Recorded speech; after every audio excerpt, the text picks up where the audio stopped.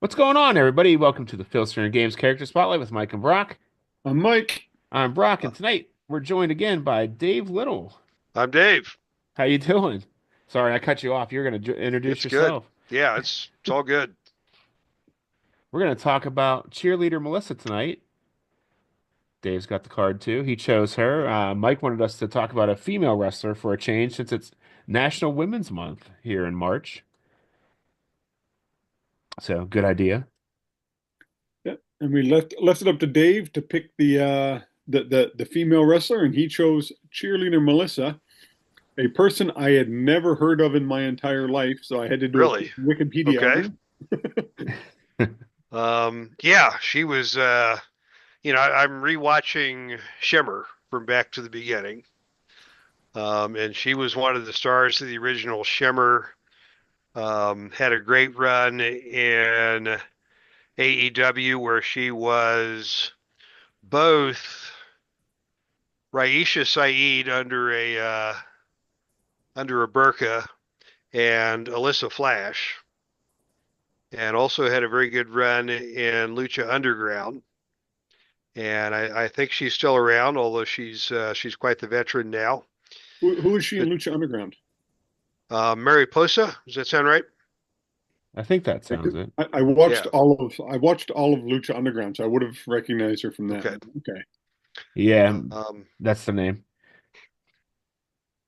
but yeah, and she is. I picked her because she is by far the outstanding performer in my women's fed on the tabletop. Yeah. I've already retired her, and she's the first entrance into the Hall of Fame. She's been Wrestler of the Year 6 times. She's won the Tournament of Champions 5 times, and got to the point where there was just nothing left for her to do. But she's going to retire and become the authority figure. That's cool. That's how I recognized her because I watched your Heartland Oh yeah, okay, show, and she's appeared on there, and you've talked about how she's your your greatest women's champion ever. So when I suggested the women, I almost expected the yeah, cheerleader Melissa, and it was. I'm like, yeah, okay, yeah. The cheerleader name was interesting. She actually comes from a wrestling background. Her father was a wrestler out on the West Coast, and she was getting her start on the West Coast circuit, and they brought her in to be a valet or a female accomplice to two dudes who were doing a hockey player gimmick, Nice. that the Hanson and brothers. something like that, whoever they were. And so she took on the persona of the cheerleader, very ironically, because there are no cheerleaders in hockey. Yeah. Um, and so her whole cheerleader shtick was completely ironic, and it was always kind of um, she carried the pom poms and she wore the skirt, but she had this scowl on her face, like you knew she was doing this ironically. So that was kind of a fun persona. But the thing I liked about her in Shimmer and in her wrestling career is that she is absolutely a complete badass. This is what a woman wrestler should look like. Um, I have never bought into Kelly Kelly or Stacy Keebler as wrestlers, these little 120 pound, 100-pound stick figures. If you're going to be a wrestler, you need to be, um, thick and strong and pack some punch. Hmm. And that was exactly the persona that Melissa portrayed, whether she was being the ironic badass cheerleader or the stuff she did in TNA with she worked a lot with Awesome Kong, another person that you would think of when you would think about what a wrestler should look like. Yeah. You know, Awesome Kong versus Kelly Kelly is just no two ways about it. For sure. Yeah. I was reading up on her, and they're like, yeah, she made her debut at the age of 17, and I Sounds was like, about right. Yeah, because so I was wondering in different places, like in Canada, you can't turn pro till you're 18. You're not supposed to because yeah, that's when insurance kicks in. So I figured it's maybe different from state to state. probably yeah. It seems like in Europe you can go pro. Oh, You At 15, 16 13. year Yeah. olds. Yeah. yeah. Because what was what's her name? The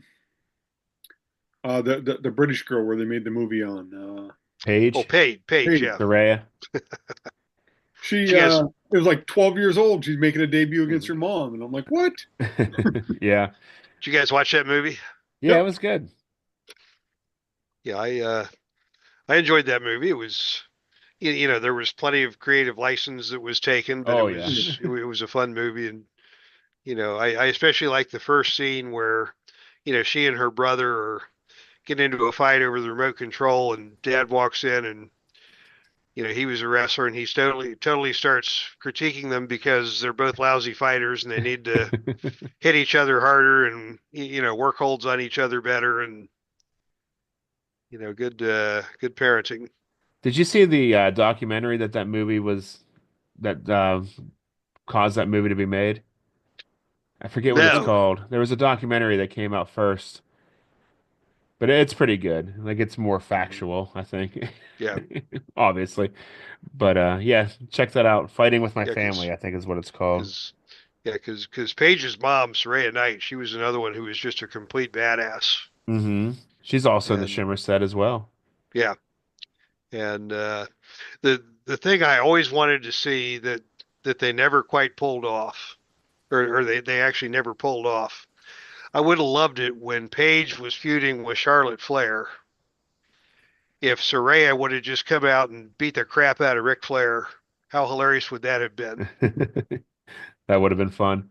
Because Saraya was one scary looking woman. hmm Just that scowl and the bright red hair and the all of the mannerisms, and Ric Flair would have had a trail of pee running down his leg. See, with a lot of these shimmer, because we didn't get shimmer in Canada, and so I was unfamiliar with them, and I never really watched TNA. So there are some of these female wrestlers in these sets where I have no idea who they are, but I'm like, I've seen some of the sets like, and I'm like, oh, they look like they're interesting. Their gimmicks, because I think some of the female wrestlers have to have gimmicks just to get them over, and I think some of them go to the extreme, but this one, this cheerleader one, you know, yeah, she's called cheerleader Melissa. Is it Melissa? Yeah. Yeah, Bless, yeah, but she doesn't look like a cheerleader. No. right. Yeah, So I'm she's like, I think she just kept the name because she kind yeah, of got over with that valet type gimmick at the beginning.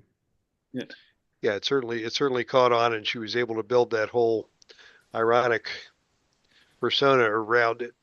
Um, unfortunately, she never really had quite the vibrant personality hmm that you need to really get over in the WWE, or to be a top star. Um, and she had, I think, a dark match in WWE, but they didn't sign her. Um, so just didn't quite have the it factor. I But think just her in terms, go ahead. I think her problem was she was about 10 years too early. I think if she would have got her start maybe in like 2015, 2016, she would have made it as a big star in WWE, I bet. Yeah, Yeah, yeah, from what I'm reading, she broke in before, like, she was breaking in when female wrestlers still weren't recognized as possible talent.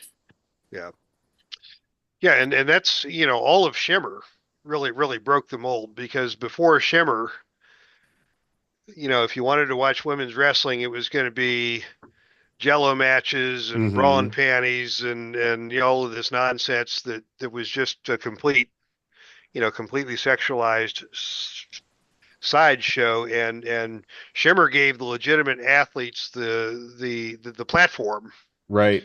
to really show what they were capable of, and so that's why I really took to it.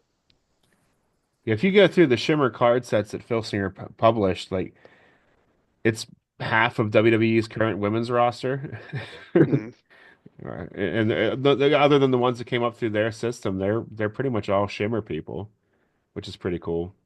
Yes, yeah, I know Shimmer because Thai States would talk about him all the time. Yeah. Hmm.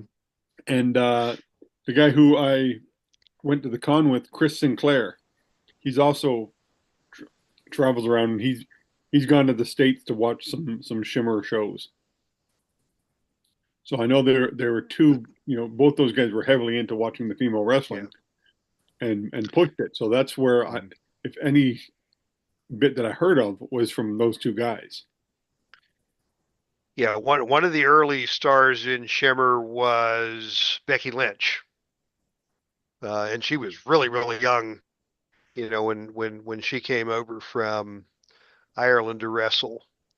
Um, Probably the leader of Shimmer in the locker room was a woman who went by the name of Allison Danger, whose real name is Karina. So she was a big deal. Um, helping get that promotion off the ground. So yeah, that was something I really enjoyed because I really it's Women's Month. I think my first and I can't talk about women in wrestling without calling out Medusa. Hmm. I know she's not a part of the Filsinger universe, but she was the first one back in her AWA days who really was that I ever watched who was a legit athlete. Hmm. Yeah, And she was head and shoulders above any of the other athletes out there. because I think it was her initial feud there in the AWA against Sherry Yeah. that got me. And I remember watching an interview with Medusa, and she said Sherry would kick her ass every night to try to get her to try to get her better and toughen her up. Hmm. And she said Sherry was the one that helped her, get over. So every generation there seems to be like, Yeah. the woman who, will try to break the mold for the next generation coming up. And I think for the people who started watching wrestling in the 2000s, it definitely would be, Medusa. I really remember Medusa versus um, was it Dump Matsumoto Hmm. when she had that feud. So, and Bull Nakano was the other one Yeah. that Yep. Medusa had a history with. But yeah, just in terms of her athletic ability, she was a kickboxer. She was just such a great athlete, and Sherry was athletic enough, but Sherry was much more of a throwdown brawler, Yeah. kick the crap out of you versus all of the pure athletic ability that Medusa had. Well, if you're a big cheerleader Melissa fan, is there any matches you could point someone to? Like if I've never seen her, I'm like, okay, give me a match or two. Um, yeah, there's two that I would point to very early on in Shimmer. Melissa had a feud with another female wrestler named Mischief. Yeah, that I know. I know Mischief. Um, and they had actually, I think, three just flat out brawls where they were inside the ring and outside the ring and all over the place, throwing chairs and fighting out into the street and everything else, and just just really really evenly matched, and so that series of three matches early in Shimmer is good. She also wrestled what was the women's match of the year when it took place against a Canadian wrestler named Lufisto. Yep, I know Lufisto. Um, Lufisto and Cheerleader Melissa had a tremendous match in Shimmer. And you talk about somebody else that'll just kick your butt up one side and down the other. Lufisto is 5 foot nothing, and comes out all smiley and carrying her little teddy bear with her or whatever, and then she will just knock the stuffings out of you. She was on that Cleveland card at Yeah, Galacticon. yeah, I got to see her at Galacticon. That was a fun show. Um, In classic wrestling fashion, Cheerleader Melissa and Mischief became a tag team after their rivalry. yeah, yeah, they did. Um, and so yeah, that was fun. One of the moves that Melissa did that it was the first time I'd ever seen it. Um, and I've seen people replicate it now. I think I've seen Claudio Castagnoli do it, where you get your opponent by the legs in what they would call the wheelbarrow hold, where the opponent's face down, you're holding them by the legs, and she would just get a girl and swing her back and forth, and she would slam her into the steel railings at ringside, and she would take her out into the crowd and be swinging this girl around into the empty chairs and knocking chairs all over the place, and it was just a great visual thing to see. Um, just how rough and tumble she could be in situations like that. I'm just seeing here that one of the moves she used to do, I don't know, I've never seen her card, but she's using the kudo driver. That's her Hmm. finisher on the card. One of Yeah, two That finishers. one of that two is finishers. Yeah, that is a crazy dangerous move to do on someone because it's basically a pile driver where you can't see.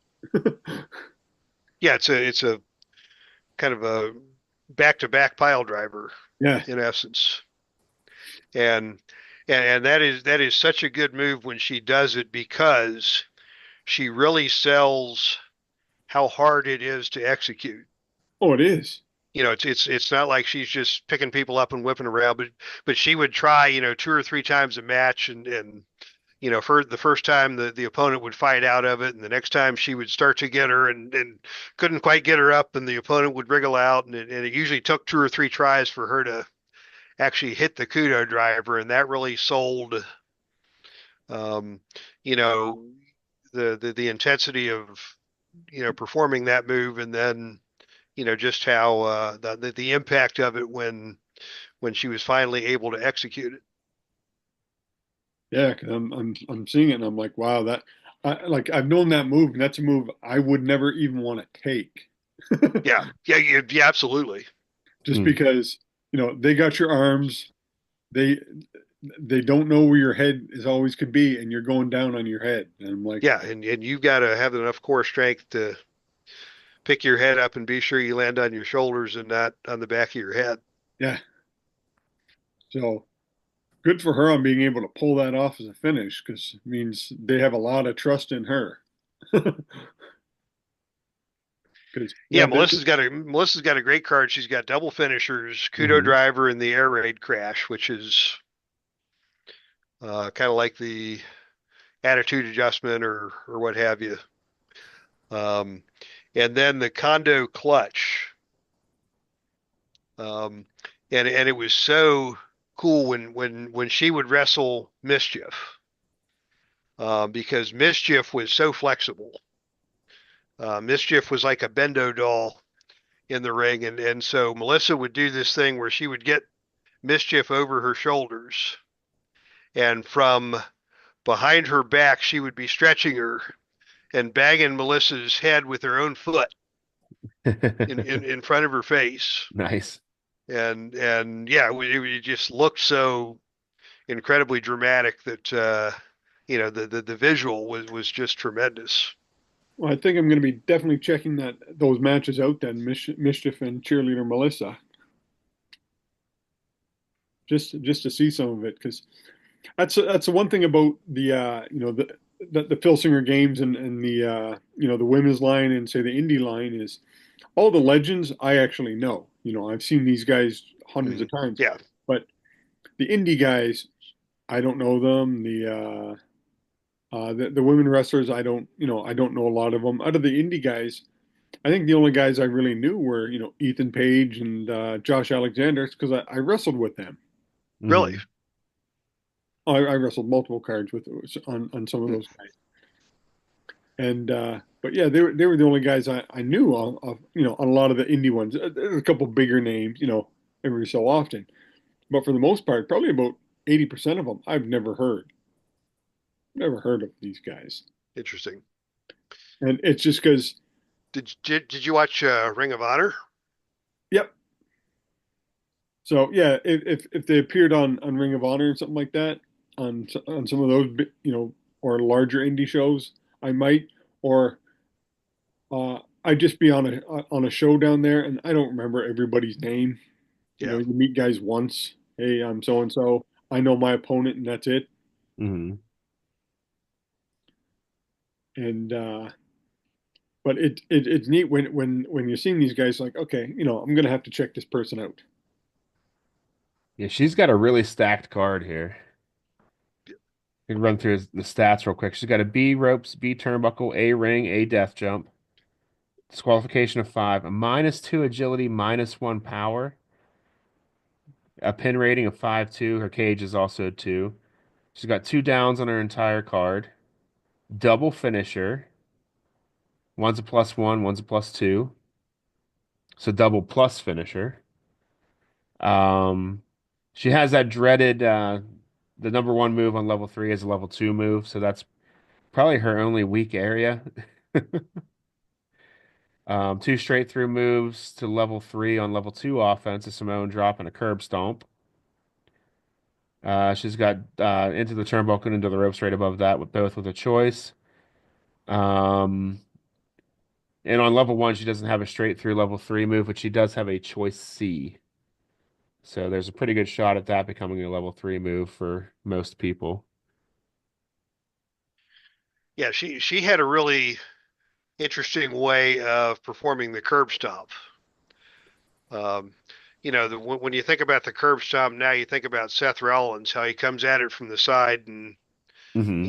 jumps, but she would come from behind the opponent, pick the arms up, and she would be holding the arms up in the air almost in a surfboard position, and then just plant her foot in the middle of the opponent's back and stomp the opponent chest first into the mat, and it looked just totally brutal. Probably safer than what Seth Rollins does. Yeah, Yeah, I think so. Good Lord! After what was it, King of the or Royal Rumble? I'm surprised Roman Reigns is even alive. We haven't seen him since. But yeah, I mean that was absolutely, you talk about moves that look dangerous. Hmm. But yeah. I just So pulled up. Mike, I'm sorry, go ahead. oh no, go ahead, Brock. I just pulled up her raw rating on the COTG wiki, and she has a 38/38 raw rating, so that's pretty high. Hmm. We don't know what that means, but Yeah, yeah. we just know that the Um, higher number, the better. question for you, Mike, since you wrestled and since it's Female Empowerment Month, what are your feelings on mixed matches? well, you've known Here this we because go. you've seen it. I'm not a big fan of them, unless, and I've stipulated this multiple times, unless the female is, built like Nia Jax or China, or what's the one girl from TNA now that just appeared? Grace, Oh, Jordan Grace, yeah. Gordon Grace. Unless they're built like that, then no, they shouldn't be wrestling. Like, I've had my chance to a while ago, years ago. I was down in the States, and they asked me to do a match, and I'm like, okay, it'll be over in what, 2 3 minutes, and they're like, no, no, no, we want a good 10-minute match. I'm like, not a chance. I'm like, I'm 6'6" and 280 pounds, and the female they wanted me to wrestle was like 5'6" and 140 pounds. I'm like, it's not even going to be close. And I watched a triple threat match, and one of the females was Jody Threat. Hmm. Jody's a phenomenal wrestler. Nothing you can take nothing away from her. She's a great wrestler. But one of the guys in it is Josh Alexander, and I can't remember who the other guy was. But you can tell when she's fighting Josh that Josh is like, you know, he's getting punched and he's trying to oversell it, and it He looks trained her. and it looks so bad, and and even the crowd was like, it's not really believable, and that's why you don't see the WWF really do it anymore. And there's a couple they'll do it with, but um, my only time in the ring with a female, it was in a battle royal, and I'm at the moment I can't remember her name, but she actually was got to be in the WWF in one of the guy who had the party people. Adam Oh, Rose. the Adam Adam Rose, yeah. Rose. Yeah, she started to get her start in the Adam Rose group. What do they call them? The The Rosebuds. Rosebuds, yeah. And so I come in the ring and she's on the ground and I grab her to the center of the ring and I go to pick her up and I told her I'm like, kick me hard. And she wailed off and she got me in the back of the head and I went down to one knee and she quickly escaped. But if she wouldn't have kicked hard, I would have just picked her up and tossed her out of the ring, no problem. But Mhm. that's the thing. If now there are guys on the indie scene, and you see it a lot more. They're 5'5" and 140 pounds. Mhm. I have no problem with those guys wrestling women because they're the same height and build. But the Yeah, bigger you are, exactly. the bigger you are, the less and less believable it becomes. Hmm. Yeah, I mean, for what I've seen of mixed matches, I'm not a big fan either because there's one of two things that happens, usually both. Number one, the matches tend to be over sexualized. There's Hmm. always the spot where the guy's molesting the girl, and there's always the spot where the guy kicks the girl between the legs and nothing happens, and they both act really stupid and that sort of nonsense. The other thing they do is that they always, like you say, Mike, they book the man to look weak. Yep. Like the man's afraid of the woman who's half their size. Okay. The best mixed match I ever saw, I think you guys were there in Cleveland when Johnny Gargano wrestled Candice LeRae, We were there for because that. they are both really really good athletes and really really good workers, and the size is very close, Hmm. and obviously they worked well together. Well, most matches should end up how that Eddie Kingston match went, you know, yeah, that was where I'm watching it like should we call an ambulance? Like this is one of the most brutal beatdowns I've ever seen in my life, and that's his wife. yeah. Yeah, yeah, Eddie Kingston and Mia Yim Hmm. Yeah, that was um, were in that match, and that was that was I. one of the most brutal beatdown. It was like watching that what was it, Oksana? No, I can never remember her name. The Asian girl from the Oscar, Oscar, Oscar. and Oscar, yeah, Minoru Oscar. Suzuki. Yeah, when she yeah. fight in Japan, I'm like, Jesus, that was an ass kicking. Yeah, that was almost criminal there. But but I've seen that match and I've heard about it, and the backstory I heard was that she told him to go Hmm. stiff, Yeah, Yeah, and she wanted everything he had it put her on the map. to really sell it. Yeah. Um, I also remember a match. I went to a lot of Chikara shows back in the day, Hmm. and fun. I kind of liken Chikara shows to the Harlem Globetrotters. Right, right. Because it's all tongue in cheek, and there's going to be a lot of humor and a lot of stuff that would never happen in a real basketball game or in a real wrestling match. But Tim Donst, who was really a good wrestler, was, for whatever reason, playing this persona that he was really really depressed, and he was like in this really dark place and conflicted, and he wrestled a young girl, Saturnine. And again, it was a similar thing to Eddie and Mia, where he just, the crowd's all behind Saturnine, and he's just healing it up and just, kicks the daylights out of her, and just coming from this really really dark place where he was acting out whatever emotional angst he was going through by beating the crap out of this clearly overmatched female wrestler. But it was good. It was a match that told a good story. Hmm. Okay, how would you book cheerleader Melissa in a GWF fed? Um, Gosh, I don't know enough GWF to know for sure. So I'll throw that back to you guys. I would bring her in just like her wrestling career started. Make her somebody's valet and just hype it up. And then finally, somebody else brings in another woman, and then she's in the ring, and then she'll probably dominate anybody in the GWF ranks, honestly. Mhm. So, Go ahead, Mike. I would say I'd bring her in another backup for Vanity, oh, there you go. and then Be fun. have her get into it with Vanity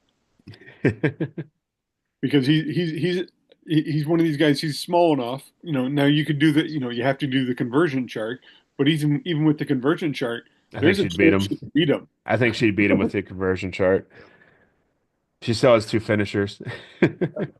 I remember Jacqueline when she was working in WCW with Kevin Sullivan, Hmm. and they were working together, and they had this hilarious shit. Well, it popped the crowd every time because Sullivan would get a guy in the ring and start kicking the snot out of him, and then he would throw him out of the ring where Jacqueline was, Yeah. and then Jacqueline would pick the guy up and just start stiffing him all over the place, and the guy couldn't wait to get back into the ring because Jacqueline was roughing him up so bad, and they were heels, but the fans would go crazy because it was Yeah. such an entertaining spot. I remember that. And then she ended up having a feud with Chavo Guerrero, didn't she?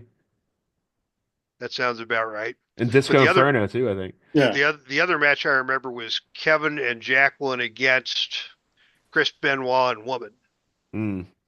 and that was a very intense rivalry at the time, and Woman and Jacqueline just kicked the crap out of each other, and they were going at it so hard at one point. Benoit and Sullivan both just stopped wrestling each other to watch Jacqueline and Woman beat on each other.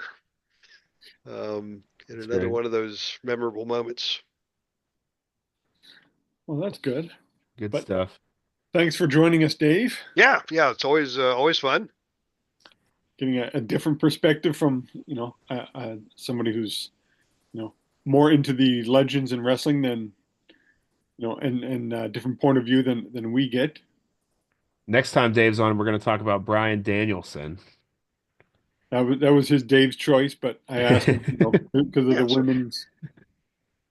women's month. Hey, let's actually do a women's legend, which is yeah, something we've never done. yeah. I enjoyed the discussion. Cheerleader Melissa and all the other great women over the years who have contributed so much to the sport and really deserve the level of recognition that they're finally starting to get. So It is nice that they're getting a lot more yeah, time on TV and everything nowadays. and they're getting treated like legitimate athletes. For sure. Yeah, we've come a long way in a kind of a short time, honestly, Yep. which is nice to see. I thought, believe it or not, I thought women wrestling was going to hit its peak in the '80s with Jumping Bomb Angels versus Hmm. with the tag titles going against the blonde bombers there, the female team. Yeah, I remember Debbie Combs or that was I thought Mania too, right? I thought that was going to be one of the peak because the Jumping Bomb Angels were from Japan. They brought a whole different level of intensity that I had never seen in women wrestling. Yeah, I remember that match. was on Mania. I forget which one. It was on one or two, I think. Oh, and it was also in one of the Survivor Series, and yeah, Hmm. they traded the titles a couple. They were phenomenal, Was and that the they Glamour just went Girls? away. Was that Yeah, that's it. Leilani Kai and Judy Martin? Yeah, Yes, that's it. Yeah. that's it. Been Awesome. been 30 something years. Yeah, just a few. It's been 40 years, honestly. Yeah. Oh, All right. Well, thanks, Dave. Appreciate you Yeah. hanging out. We'll have you back Anytime, man. soon. Looking forward to doing it again. Nice. We'll have you back soon for sure. Awesome. If you haven't done so yet, please hit that subscribe button below Dave. If you enjoyed the video, give it a thumbs up. While you're here, scroll on down to the description where you'll find all of our friends who make Filsinger Games related content, including the official Filsinger Games podcast roll up, the Legends team's Uncharted Territory, Dizzy Dice from Lee Lamprey, solo promoter from Grant Pachoco. Grant is also here on YouTube, and so is Dave. His Heartland Championship Wrestling runs Saturday nights live here on YouTube, so check that out. Um, we also have Brad Plays 81 and Bucky 749. I'm on Twitch sporadically. I have a big bootleg card planned for the 30th of this month, a Sunday night at 9 p.m. Check that out at the end of the month. And until next time, everybody, have a great week. Thanks, guys. Thank you. Take care.